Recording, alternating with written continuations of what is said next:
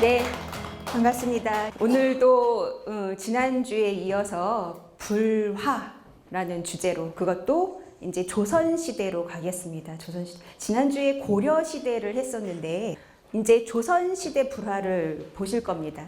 그래서 지난주에 봤던 고려시대 불화와 조금 다르실 거예요. 그 어떤 부분이 좀 다른가라는 것도 한번 숨은 찾듯이 한번 찾아보시고, 어떤 내용이 더 많아졌는가라는 것도 아마 공부를 하실 것 같습니다. 조선시대 불화부터 이제 시작하는 걸로 하겠습니다.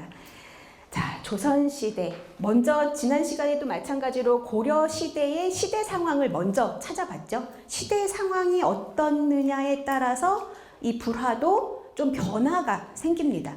그래서 조선시대는 그럼 과연 어떤 시대였느냐, 그 시대 상황부터 한번 보겠습니다. 자, 고려시대는 어떤 사회였다? 고려시대는 일단 네, 그 권문세족들이 후반기 때는 그 장악했던 그 시기였기 때문에 굉장히 궁중화적인, 굉장히 화려하고 장식적인 그림들로 많이 그려졌다면, 이 조선시대는 조금 달라집니다. 전반기 때는 그래도 고려시대 거를 많이 흡수를 하면서 비슷한 양식으로, 비슷한 스타일로 그려지는 것도 있었지만, 점차적으로 이제 민중 불교로서의 모습을 띠게 됩니다. 그러니까 그 궁중에서 그렸던 그 화려하고 섬세하고 세련된 모습의 그림들이 이제 우리 서민 쪽으로, 민중 쪽으로 가게 되니까 굉장히 더 다양한 모습으로 그려지기 시작합니다. 그래서 조선시대는 주제도 다양해지고요. 더 훨씬 고려시대보다 훨씬 더 다양해지고, 그려지는 그 스타일, 양식도 굉장히 다변화되는 그러한 불화들을 찾아볼 수가 있습니다. 자, 먼저 시대를 보면 조선시대에 이르게 되면 불교를 많이 억압을 했어요. 그렇죠? 예. 근데 그렇다고 해서 불교 문화가 발전을 안 했던 건 아닙니다. 나름대로 굉장한 노력이 있었습니다. 왕실 내부에서도 그것을 어느 쪽에서 더 많이 잡았느냐, 바로 이 내명부, 왕족들의 그 부인들이나 그 왕비, 그다음에 상궁을 포함한 그런 왕실 내부에서 여성들이 이 왕실 바론의 불화를 많이 조성하기에 이릅니다. 그래서 이 불화라는 것도 역시 그 시대의 모습에 따라서 왕실 내명부에서 발언을 해서 그렸던 그러한 불화들이 많이 존재를 합니다. 자, 조선시대에 이르게 되면 고려 때와는 다르게 억불 숙류 정책으로 인해서 귀족풍의 불화는 점차 사라지게 되고, 아까도 말씀드렸다시피 이제 민중화되는 경향을 띈다라고 볼 수가 있습니다. 그 다음에 유교적인 미의식에 입각했다. 그래서 문인사대부, 바로 이 양반들이죠. 양반들의 성향에 맞춘 수묵화라든지 서예라든지, 그러니까 일반 미술로 얘기하자면 서예라든지 도자기, 목가구, 이러한 새로운 경향이 나타나고 있습니다. 그래서 서예나 그 다음에 이런 일반 수묵화나 이런 것들이 점차 많이 발전을 하고 많이 그려짐에 따라서 어느 정도 또 일부분 불화해서 그것과 같이 그려지는 그러한 경향도 생겨서 우리가 산수 배경으로 한 배경이 들어가 있고, 그 다음에 관세음보살님이 존재하는 그러한 불화도 생겨나기 시작합니다. 그래서 이따가 또 보겠습니다. 이러한 것이 새로운 문화가 또 탄생을 하게 된다라는 거고요. 그리고 이 왕족, 조선 왕조 시대의 미술은 이제 오늘날까지 현대 미술로까지 계속 이어지면서 발전하는 그러한 모습입니다. 자, 그러면 본격적으로 불화라는 것이 조선 시대에는 이제 고려 시대와 다르게 어떤 모습이었느냐라는 거죠. 자, 먼저 전방 정기 때를 먼저 살펴보겠습니다. 정기 때는 1392년부터 1600년경까지를 미술사에서는 얘기를 합니다. 그래서 이때까지는 먼저 시대의 양식을 많이 쫓아서 했겠죠. 그래서 갑자기 바뀌지는 않습니다. 그래서 전반기 때는 전통 계승과 함께 새로운 경향이 이제 슬슬 나타나기 시작하는 거죠. 자, 어떤 변화가 나타나느냐? 우리 고려시대 불화 지난 시간에 보셨겠지만 어땠습니까? 2단 구도로 되어 있는 게 굉장히 설법도에서는 많이 보였습니다. 그렇죠? 부처님이 앉아 계시는 모습에서 무릎 아래쪽으로 권속들이 내려가는 그러한 2단 구도를 많이 봤었는데 이제 그런 것이 깨집니다.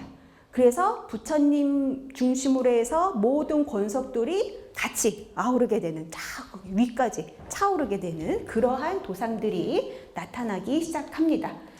자, 그 다음에 왕실 발원불화, 그러니까 왕실에서 원을 세워서 우리가 시주를 해서 그린 불화라는 겁니다. 왕실 발원불화. 자, 그러한 것이 명나라 때, 중국 명나라 때 불화의 양식과 같이 오묘하게 섞이면서 굉장히 그런 양식적인 부분에서 좀 온화해지고 굉장히 온화한 모습, 그다음에 약간 살이 빠진 모습. 그러니까 우리 고려시대 부처님은 굉장히 건장하셨잖아요. 예, 좀 살집도 있으시고 그러셨는데 이제 살짝 살이 빠지면서 얼굴도 좀 갸름해집니다. 그러한 모습이 바로 불화 양식에서 우리가 궁정 양식이라고 얘기를 합니다. 그래서 이러한 모습으로 그려지는 것이 특징이다라고 보시면 됩니다. 자, 그 대신 얼굴이 좀 갸름하게 변하는 것도 있지만 이제 완전히 얼굴이 둥글럽적하게 변하는 경향도 있어요. 그래서 동그래지는 그러한 모습. 그 다음에 가늘게 눈을 그리고 이렇게 치켜 올라간 모습. 그 다음에 눈썹도 이렇게 팔자로 이렇게 활처럼 쉬어있는 그러한 모습도 보이고 있고, 그래서 얼굴 상어의 형태가 고려시대만 하더라도 조금 비슷비슷하게 보였었는데 조선시대는 많이 달라집니다. 그것도 어떤 경향이 있냐? 그 지역마다 조금씩 달라지는 경향도 있어요. 조선시대가 되면. 근데 아직까지 전반기 때는 많은 변화는 없지만 이제 중기 이후가 되면 그 지역마다 경상도면 경상도, 전라도면 전라도, 서울 경기 지역이면 서울 경기 지역, 그 지역에 따라서 그 모습들이 굉장히 이렇게 나눠서 보여지는 그런 경향이 생기기 시작합니다. 자, 그 다음에 육계가 자꾸 고려시대 거와 이렇게 비교를 하는데 육계가 머리가 있고 둥글럽적하게 이렇게 있었어요. 육계가. 근데 조선시대가 되면 뾰족해지는 경향도 보이고 있습니다. 그리고 이 머리와 육계의 구분이 없어지면서 같이 이렇게 둥글럽적하게 같이 이게 머리인지 육계인지 구분이 안 될 정도로 그 불상을 보면 조금 더 그런 경향이 나타나고 있거든요. 그러한 모습도 생긴다라는 거고요. 고려시대에는 이 중앙계주만 있었던 것이, 머리에 중앙계주만 있었던 것이 맨 꼭대기에 정상계주까지 생기는 그러한 모습으로 이 육계도 변화가 생기고 있습니다. 자, 그 다음에 새로운 도상들이 나타나기 시작하죠. 바로 대표적으로 볼 수 있는 게 감노도, 감노왕도 뭐 이렇게 얘기를 하는 겁니다. 감노도라는 게 보이고요. 또 이따가 또 자세히 말씀을 드릴게요. 그 다음에 삼장보살도 고려시대에는 없었어요. 이 감노왕도나 삼장보살도가 아직까지 보이지 않고 있었던 거를 보니 아마도 그려지지 않았었던 것 같습니다. 삼장보살도는 그래서 조선시대 전반기부터 새로운 그런 도상으로 그려진 게 아닐까라고 생각이 듭니다. 삼장보살도라는 거는 이 지장보살의 좀 확대 개념으로 우리가 보고 있어요. 그래서 삼장, 그래서 천장, 지지, 지장, 보살이 있는 천장보살, 지지보살, 그 다음에 지장보살이 있는 모습으로 삼장의 보살이 세 분이 앉아있는 그런 그림을 얘기를 하고 있습니다. 그것은 조선시대부터 우리가 볼 수 있다라는 거죠. 그것이 왜 생겨났느냐? 바로 천도의식이나 이런 수륙제 같은 의식용 불화로서 아마도 이런 새로운 도상이 생겨나지 않았을까라고 생각을 해볼 수 있겠습니다. 자, 그 다음에는 우리가 고려시대에는 굉장히 화려한 금 무늬들이 있었어요. 옷에. 그죠? 가느다란 세필로, 연꽃무늬, 모란화문, 보상화문, 당초문, 다양한 무늬들이 금으로 되어 있었는데 이제 금이 점차 없어집니다. 뭐 여러 가지 이유가 있겠죠. 제일 큰 이유는 돈입니다. 돈. 예, 그렇게 이제 대놓고 돈을 많이 못 쓰게 되고 좀 경제적으로 어려움이 있었던 그런 모습에서 점차 이런 금의 모습이 점차 사라지고 그 대신 밝은 색선으로 그리기 시작하는 그러한 모습이 보이고 있습니다. 네. 그 다음에 산수화풍이 반영이 된다. 아까 그 시대 개관을 할 때 문인, 양반들이 많이 즐겨했던 문인화, 그런 것들이 유행을 한다 그랬는데 그것과 같이 연결을 해서 볼 수도 있어요. 그래서 산수화의 모습을 갖고 있는 그러한 배경을 중심으로 해서 관세음보살도의 32응신도라는 것이 또 탄생하는 그러한 얘기를 이따가 또 해드리겠습니다. 자, 그 다음에 전반기는 이렇게 정리를 하겠고요. 이제 후기로 가면 또 달라져요. 후반기 때는 1600년경부터 1910년까지를 우리가 얘기를 하는 겁니다. 그래서 여러 전란이 있었죠. 그래서 어려움이 많이 있었습니다. 그래서 임진왜란도 있었고 여러 전란이 있었는데 그런 것 때문에 엄청 폐해가 심했죠. 그래서 다 무너지고 없어지고 불타버리고 이랬기 때문에 이제 17세기 중반 이후부터 새로 재건을 하기 시작합니다. 그렇죠? 예, 불교 건축물들이 굉장히 많이 생겨나기 시작하죠. 그래서 이러한 건축물들이 생겨나니까 따라서 불상이나 불화나 여러 공예품들이나 이런 것들도 같이 더 많이 만들어지기 시작합니다. 조성이 되기 시작한 거죠. 그래서 현재 남아있는 것들은 대부분 이때 조성된 것들이 현재 남아있는 것들이 많다라고 보시면 됩니다. 자, 그래서 이러한 대규모 불사가 행해짐에 따라서 이 시대께 우리 지금 현재 볼 수 있는 그러한 불화들이 많이 남아 있습니다. 그 다음에 또 사회적으로 우리가 불교 사상적으로 통불교적인 성격이 있었기 때문에 다양한 부처님이 같은 화폭에 계신 삼세불도라든지 삼신불도라든지 삼세삼신불도라든지 이러한 것들이 생겨나기 시작했다는 거죠. 그 다음에 3단 신앙이 확립이 됐다. 그래서 상단, 중단, 하단 이렇게 3단이라고 합니다. 우리가 그 정각에 들어가면 정면으로 보이는 거, 부처님 산이 있는 그 자리, 바로 그곳이 상단입니다. 상단. 그다음에 부처님 중심으로 왼쪽, 중단, 부처님 중심으로 오른쪽, 하단 이렇게 얘기를 하는 겁니다. 그래서 고려시대는 이게 좀 불분명했어요. 근데 조선시대로 오면서 이제 본격적으로 조성이 됐던 그 후반기 때 재건이 되면서 조성했던 거기서는 아주 철저하게 지켜집니다. 그래서 상단에는 바로 부처님이 계신 곳입니다. 부처님이. 그러니까 불화, 후불도라는 게 바로 이곳에 그려지는 거죠. 그 다음에 중단은 보살, 보살님들이 계시는 자리입니다. 그래서 이 보살님들이 계신 자리에서는 여러 보살도가 그려집니다. 그 다음에 하단에는 누가 계시느냐? 네, 신중들이 계시는 곳입니다. 그래서 신중도가 대부분 그려집니다. 근데 이 중단하고 하단이 이렇게 바뀌는 경우도 있어요.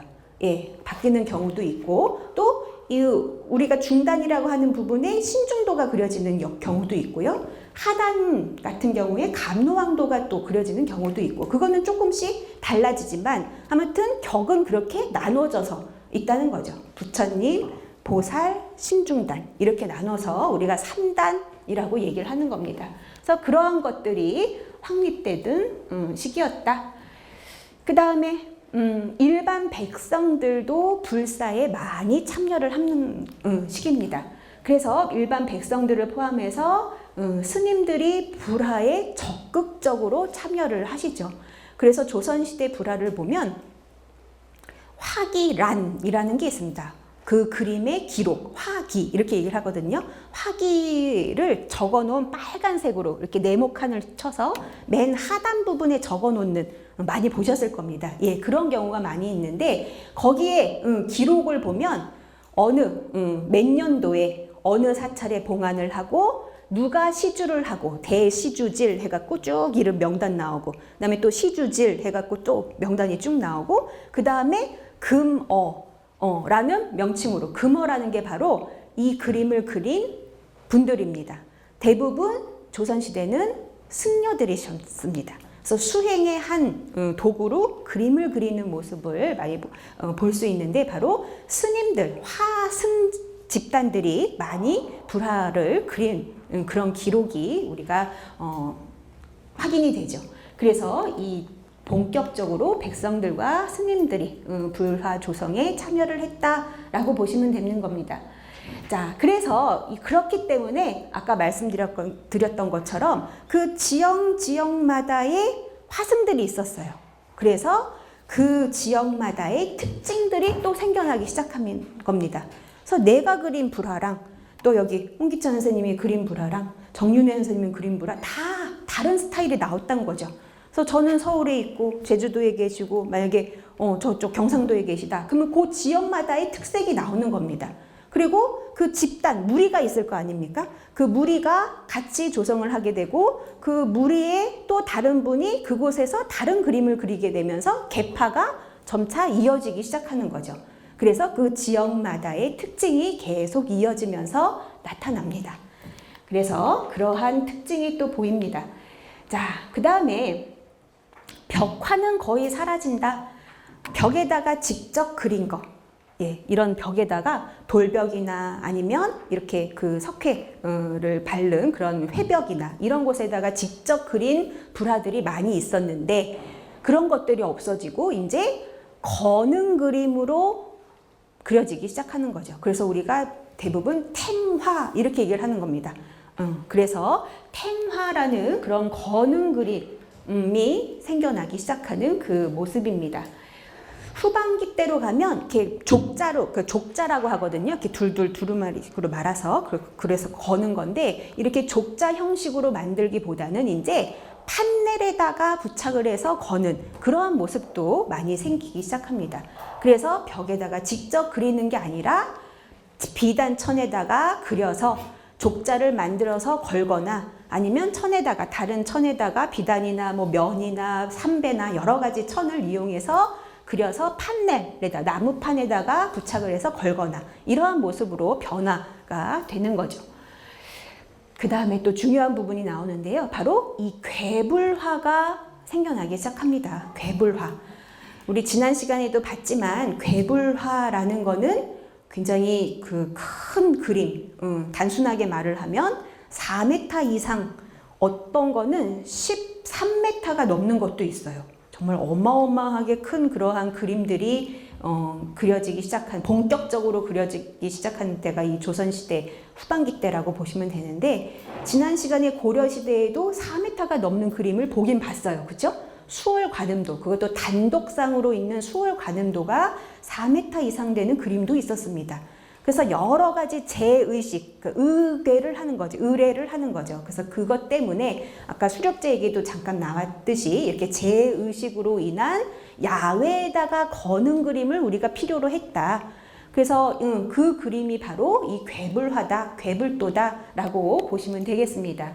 그것이 왜 그렇게 조성이 활발하게 조성이 됐느냐? 바로 이 전쟁과 여러 병들로 인해서 죽은 사람들이, 돌아가신 분들이 많았습니다. 그래서 그 영혼을 달래고자 이러한 수륙제라든지 영산제라든지 이런 제의식을, 생전예수제라든지 이런 제의식을 많이 치르거든요. 그렇기 때문에 이렇게 큰 그림도 같이 동시에 많이 조성되기 시작했다라고 보시면 됩니다.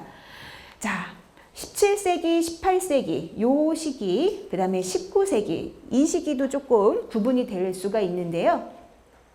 17, 18세기는 조선 후기에 아주 전형적인 불화가 이제 조성되는 시기라는 거죠. 이제 고려 시대의 그러한 색깔이 다 빠집니다. 후반기 때가 되면. 전반기 때만 하더라도 어느 정도 수용을 했었죠. 그래서 조선시대 전반기 때는 고려적인 성격도 있었지만 이제 후반기 17세기 이후가 되면 이제 완전히 조선 불화로서의 정형화된 패턴을 유지하면서 조성되기 시작했다라고 보시면 되고요.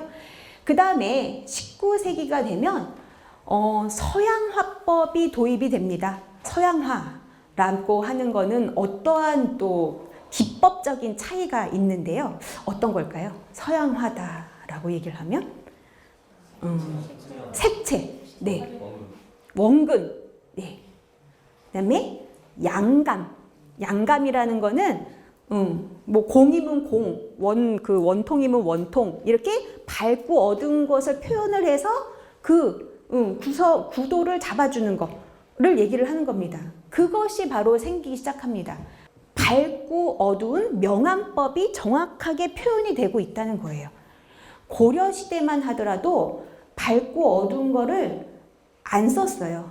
색으로 그냥 어느 정도만 구분을 한 것도 많이 있기는 했지만 색으로서 밝고 어둡고 검고 흰 색으로서 명암을 표현하진 않았다는 거죠. 그래서 이렇게 새로운 화법, 기법이라고 하는 것, 바로 이 서양화 화법의 영향을 받아서 그렇습니다. 그래서 이 피부라든가 피부색에다가 이렇게 명암을 줍니다. 우리 여성들도 화장할 때 명암을 주잖아요. 이게 좀 갸름해 보이고 좀 코도 오똑해 보이고 이러려고 좀 밝게 하고 여기는 조금 색을 더 어둡게 하고 그렇게 화장을 하거든요. 그런 것처럼 부처님도 약간 어두운 빛으로 그 다음에 여기 콧등이나 이런 이마등이나 이런 부분을 조금 밝은 빛으로 이렇게 칠한 색깔을 칠한 이런 부분이 나타나고 옷주름도 밝고 어두운 거를 칠함으로써 어떻게 주름이 완벽하게 들어갔다 나갔다 한 것처럼 그렇게 요철식으로 그렇게 표현을 하고 있다는 거죠. 그래서 고려시대 그다음에 조선시대 전반기 때는 많이 보이지 않았던 이 명암법이 생겨나는 것이 이제 19세기 때 확실하게 그렇게 드러나고 있습니다. 네. 그래서 이러한 것이 바로 전반기 때와 후반기 때를 나눠서 살펴볼 수 있는 조선시대의 불화 양식이다라고 보시면 되겠습니다. 자, 조선시대는 우리가 고려시대 때는 대부분 아미타 부처님을 많이 봤었어요. 그쵸? 남아있는 게 거의 다 아미타 부처님 중심 불화이기 때문에. 근데 조선시대에는 다양해집니다. 그 중에서 대표적으로 볼 수 있는 게 바로 석가모니 부처님이 그려진 불화라는 거죠. 그래서 석가모니 부처님이 중심이 돼서 그려진 불화들, 석가모니 관계불화, 뭐 우리가 이렇게 얘기도 할 수 있는데 바로 어떠한 불화냐? 석가모니 관계불화라고 하는 것은 석가모니 상만 그려지는 경우도 있고 석가모니 상을 포함해서 여러 보살상이 그려진 경우도 있고 여러 궁도가 그려진 경우도 있고요. 또 석가모니 제자, 바로 이 10대 제자, 나한을 중심으로 해서 그려진 불화들. 그 다음에 석가모니 부처님께서 탄생에서부터 열반에 이르기까지 8개 장면으로 나눠서 그린 팔상도라는 것도 있습니다. 이것도 다 모두 석가모니 부처님 관계된 불화라는 거죠. 그래서 그런 것들을 우리가 통틀해서 석가모니 관계불화라고 볼 수가 있습니다. 자, 조선시대는 불화의 모습 중에서 가장 많이 그려진 주제가 바로 이 석가모니 부처님이시다라고 보시면 됩니다. 그래서 가장 많이 그려진 이 불화가 바로 불교의 교주인 석가모니 부처님의 그 불화입니다. 석가모니를 주제로 한 회화 종류가 다양하게 있는데 석가모니의 설법도 석가모니 부처님께서 설법하는 장면을 그린 그림, 그 다음에 부처님의 일생을 그린 불전도라고 합니다. 불전도, 그 다음에 아까 말씀드렸던 팔상도, 예, 그 다음에 설산에서 나오는 석가를 그린 바로 이 석가 출산도, 그 다음에 항마하는 순간, 그래서 항마 촉지인을 하고 있는 그 순간을 포착해서 그린 바로 석가 항마도, 그 다음에 최초 설법을 하신 바로 초전법륜상, 우리 초전법륜도, 그 다음에 열반의 모습을 그린 열반도, 이런 것 등등 바로 이런 것들이 석가모니 관계된 그런 불화라고 볼 수가 있는 거죠. 그래서 고려시대에는 대부분 석가모니 부처님이나 뭐 석가모니 삼존도나 요 정도로 그냥 우리가 볼 수가 있었는데 남아있는 게 별로 없었죠. 뭐 열반도도 몇 점 있기는 하지만 한두 점 있긴 하지만 그렇게 많은 숫자는 아니었습니다. 근데 조선시대에는 대부분 석가모니 관계된 불화가 조선시대 전반기 때와 후반기 때 가장 많은 주제 빈도수를 나타내고 있다는 겁니다. 자, 조선시대의 대웅전에 봉안된 바로 이 석가모니 부처님 이것을 비롯해서 석가와 아미타와 약사불이 그려진 삼세불, 우리가 그 수평삼세라고 하는 그 삼세, 과거, 현재, 미래가 아닌 그 수평삼세로서 바로 석가모니 중심으로 약사, 왼쪽에 약사, 오른쪽에 아미타, 이렇게 그려지는 삼세불도라는 것도 있고요. 그 다음에 8폭으로 부처님의 생애를 나눠서 그린 이 팔상도, 이런 것들이 주된 그림이었습니다. 불화였습니다. 그래서 이런 것들이 굉장히 많이 그려진다라고 보시면 되겠습니다. 석가모니 불화는 그러면 과연 무엇이냐? 어떠한 것을 포착해서 그린 그림이냐라는 거죠. 바로 영취산에서 법화경을 설법하는 석가모니 부처님을 딱 포착해서 그린 그림입니다. 바로 석가모니 그 관계불화에서 우리가 많이 듣는 얘기로 영산회상도라는 그 도상 이름을 책에서나 뭐 이렇게 들어보셨을 겁니다. 그래서 영산회상도가 바로 이 얘기입니다. 영취산에서 법화경을 설법하시는 모습을 그린 그림. 그래서 그 설법하시는 것을 듣고자 많은 보살님들과 성중들이 모여들죠. 그 법화경에도 나오죠. 그러한 것들을 다 잡아서 한 폭으로 다 이어져서 그린 그림들을 얘기를 하는 겁니다. 그래서 이런 것들을 우리가 바로 영산회상도다라고 얘기를 한다는 거죠. 자, 그래서 영산회상이라는 것은 좁은 의미로서는 석가모니가 영취산에서 법화경을 설법한 그러한 의미가 있지만, 넓은 의미로서는 바로 석가의 교설인 바로 이 불교 자체를 얘기한다라고 생각하시면 되겠습니다. 자, 그러면 이제 영산회상도 중에서 영산회 괴불화를 먼저 살펴보겠습니다. 조선시대는 이렇게 괴불도가 많이 조성된다고 말씀을 드렸죠. 그래서 이 조선 개국가 들어서 많이 불교가 위축은 됐지만 여러 전란으로 인해서 이 불교계에서 할 일이 너무나 많았습니다. 그 중에서 가장 우리가 그 불교계에서 할 수 있는 가장 좋은 방법은 위로하는 일이었어요. 그렇죠? 예, 그래서 돌아가신 분들을 위로해주고, 예, 그 주위에 살아계신 분들을 위로해주는 그러한 제의식이 많이 생기면서 괴불화 또한 많이 그려지기 시작했다라고 보시면 되겠습니다. 자, 이렇게 적극적으로 불교계에서 그렇게 활동을 했던 그러한 모습에서 이 영산회 괴불도라는 것도 많이 조성이 됐는데, 이렇게 또 어떤 이유가 있냐 하면 이 스님들께서 그 승병으로 많이 활동을 하셨잖아요. 그래서 이 스님들께서의 위상이 좀 높아졌어요. 그 이후에. 그래서 이 사회적 지위가 훨씬 더 높아진 이유도 있지만, 이 석가모니 부처님이나 이러한 그림을 그리면서 많은 영혼들을 달래줬던 그러한 이유도 굉장히 컸다라고 생각하시면 되겠습니다.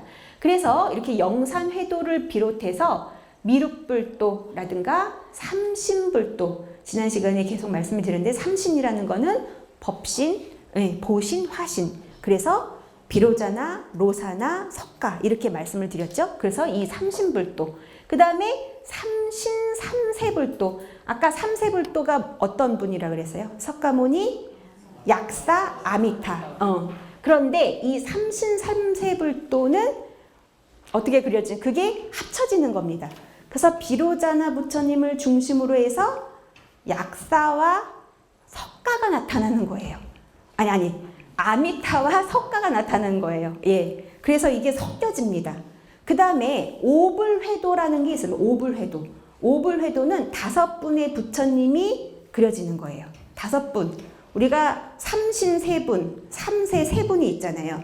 그 중에서 공통적으로 들어가신 분이 어떤 분이세요? 석가모니 부처님. 그래서 석가모니 부처님을 한 분만 그리고 비로자나 로사나 석가, 약사, 아미타 이렇게 들어가는 게 오불회도예요. 예, 그래서 공통 석가모니 부처님을 그렇게 한 분만 그려서 오불회도라는 것도 있다라고 보시면 되겠습니다. 예. 자, 그래서 이런 그림들이 나타나는데 바로 영산제라든지 기신제라든지 수륙제라든지 이러한 제의식 때문이다라고 보시면 되겠습니다. 자, 그러면 수육제라는 것이 굉장히 제 의식이 많이 생겨나면서 그런 것들이 그려지는데, 이 수육제라는 게 뭐냐라는 것을 간단하게 짚어보고 가죠. 불교 의식 중에 하나다. 바로 법화 신앙을 바탕으로 해서 물이나 육지에 떠도는 외로운 영혼들, 그런 그 영혼 혼령들을 정토 왕생 시켜드리기 위해서 의식을 치러드리는 겁니다. 그래서 이러한 제의식을 볼 수가 있는데요. 그래서 천도제라고 우리가 얘기를 많이 하죠. 그 천도제의 한 양식으로서 영산제, 영가천도라는 그러한 목적을 가진 의식을 치르게 되는 겁니다. 그래서 이러한 시행을 하면서 우리가 석가모니 부처님을 중심으로 그린 바로 이 영산회도를 그때 모신다는 거죠. 그래서 이렇게 많은 영산 회상도가 그려지는 겁니다. 괴불화로서. 그래서 그러한 특징이 있고요. 바로 16세기 이후에 크게 유행을 받던 이 영산회도라는 것이 종파와 상관없이 뭐 천태종이나 여러 종파, 법상종이나 이런 종파 상관없이 많은 그 종단에서 그려지기 시작하면서 이 석가불 신앙의 성행이 굉장히 증폭되기 시작하기 때문입니다. 자, 그래서 이 수륙제나 영산제 같은 경우는 법회의 성격상 이렇게 법당 안에서 치르기가 힘들어요. 그렇죠? 그래서 야외로 나갑니다. 바깥으로 나가요. 그래서 괴불제나 이런 행사 요즘 많이 사찰에서 많이 하는데 보시면 다 야외에서 법회를 하죠. 그런 제의식을 많이 치르죠. 그래서 야외에 나가야 되니까 이 내불당용으로 그린 그림 갖고는 성이 안 차요. 그러니까 어마어마하게 큰 그림을 그리기 시작한다는 거. 바로 그것이 괴불화라고 우리가 얘기를 하는 겁니다. 자, 그래서 이렇게 괴불화, 영산의 괴불화가 중심이 되면서 많은 괴불도가 그려졌는데, 이런 것도 그냥 그리는 게 아니다. 여러 절차, 작법에 의해서 마련이 된다라고 보시면 되겠습니다. 그래서 영산대회 작법 절차라는 자료도 있고요. 그다음에 5종 법음집, 3보 법음집, 이러한 것 등을 바탕으로 해서 그것이 그려졌다는 겁니다. 그래서 이렇게 출연했던 이 괴불화가 바로 석가모니를 중심으로 해서 영산회 괴불도라고 그렇게 지칭하게 되는데, 이 영산회 괴불도는 주존불이 우리 석가모니 부처님이 부처님 이렇게 머리 나발이 있고, 그죠? 육계가 있고 이러한 모습으로 그려지기도 하지만 바로 보관을 쓴 모습으로도 그려진다. 그래서 보살 형태로 그렇게 그려지는데 우리가 보관불형 불이다. 보관불형. 그래서 보관을 쓰고 있는 부처님, 보관불형이라고 그렇게 보시면 되겠습니다. 그래서 불형이 있고 보관불형이 있다라고 보시면 되겠죠. 그것도 앉아 계시는 모습도 있고 서 계신 입상의 형식으로도 그려집니다.